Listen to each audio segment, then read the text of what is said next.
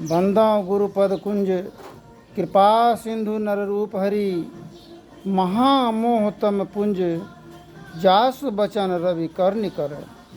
सभी धर्म प्रेमी सज्जनों, माताओं एवं बहनों, सभी के चरण कमल में श्रद्धा भक्ति सिद्ध प्रणाम अर्पित। मेरा मुझ में कुछ नहीं, जो कुछ है सब तोर, तेरा तुझको सोपत क्या लागत है मोर। आज भाग 2 के प्रोग्राम में, यह प्रोग्राम विश्व प्रसारण है, जनमानव कल्याण के लिए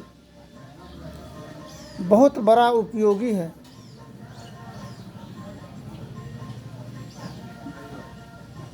भगवान श्री राम और भगवान श्री कृष्ण आए ये संसार जगत में जीवन के उद्धार के लिए, दैत दानव राक्षसों अत्याचारी जुल्म को मिटाने के लिए ही आए थे। हम लोग भी उसी कार्य के लिए आए हैं। आगे के प्रसंग में सुने हैं कि भगवान श्री कृष्ण जमुना दह में प्रवेश किया गेंद को निकालने के लिए। जमुना दह में जल विषैला होने के कारण अत्यधिक सर्प की वास था, जिससे जल दूषित और विषैला हो गया था, जो कि कोई भी उसमें प्रवेश नहीं करता था। उसको निकालने के लिए श्री कृष्ण जब प्रवेश किए, किंतु जमुना दह का जो जल था वह ठंडा था, किंतु भगवान प्रवेश किए और सारे ही विष को अपने आप में समाते हुए विषधर के सर पर खड़ा होकर के ऊपर पार हुए। सभी बाल सखा उत्साहित हुए। आज हम लोग ये जीवन रूपी जमुना दह में जब प्रवेश करते हैं, विवाह शादी के उपरांत एक आत्मा से जब मिलन होता है, तो उस जमुना दह में प्रवेश करते हैं, जिसमें अत्यधिक विषैला सर्प नाना प्रकार की होने के बावजूद, और ये जल बहुत गर्म है, ताप संताप अभिशाप पाप से भरा हुआ यह जीवन रूपी जमुना दह है, जिसमें शादी विवाह के द्वारा जब जीवन जब प्रवेश करता है, सारे ही समस्याओं का निवारण के लिए करना पड़ता है। इस निवारण के लिए जब तक नदी को पार होने के लिए जब तक मल्लाह के समीप नहीं जाएंगे, नाव पर सवार नहीं होंगे, तब तक पार होना असंभव है। यह पार उतरने के लिए गुरु की शरण में जाने से गुरु जुक्ति बताते हैं।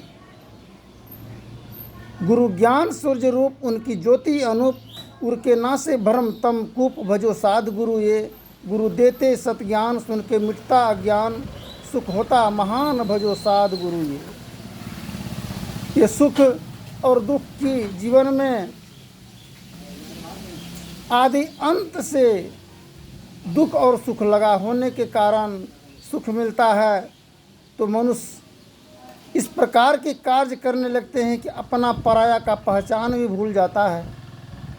दुख मिलता है तो अपना पराया का परख होने लगता है कि हम किसको किसको तकलीफ़ दिए हैं, किसको परेशान किए हैं और किसको तबाह किए हैं।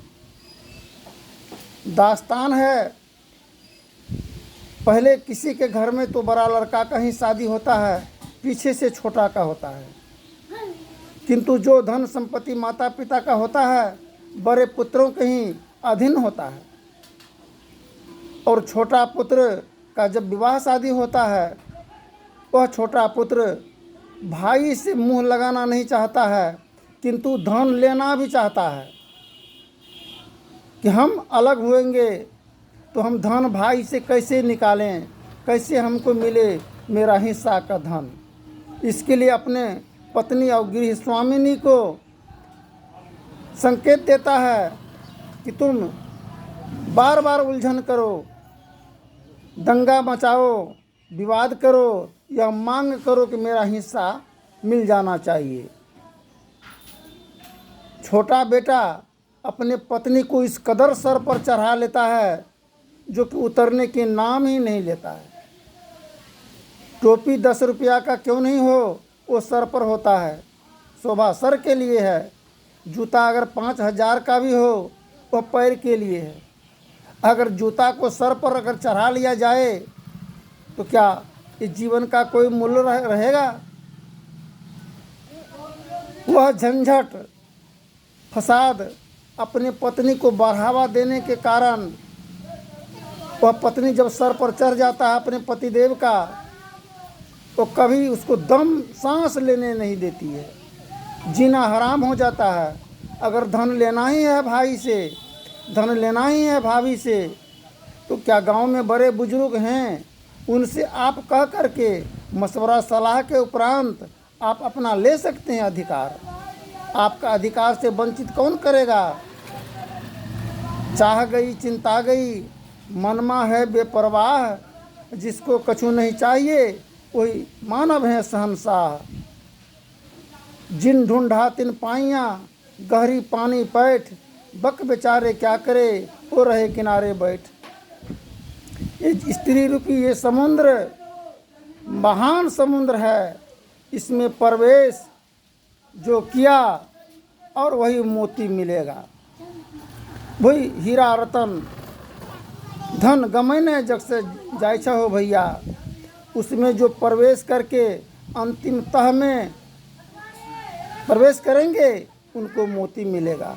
क्या लाठी से, मार से, दंगा फसाद से, क्या बाप दादा माँ का सिकवा गिला करने से क्या मोती मिलेगा?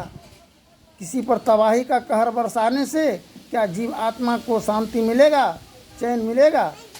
एक गाय के दूध को प्राप्त के लिए हम गाय को स्नेह प्रेम के साथ सहला करके दूध प्राप्त करते हैं, दूहते हैं, तभी उस दूध का नाम अमृत परा है। और उससे बड़ा अमृत तो इस जीवन में परा हुआ है। हीरा रतन गमैने जग से जाय हो भैया।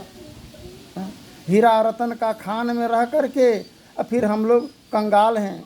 लाली लाली सब कहे, संत सदगुरु कबीर साहब की वाणी है। सबकी गाठी लाल, गाठी खोली परखत नहीं, तासे भयो कंगाल। हम लोग कंगाल इसलिए हैं, हम अपने आप को पहचानते नहीं हैं कि हम कौन हैं, वह कौन है। हम लोग स्त्री का कद्र और इज्जत जब तक हम नहीं देंगे तो इज्जत हमको नहीं मिलेगा।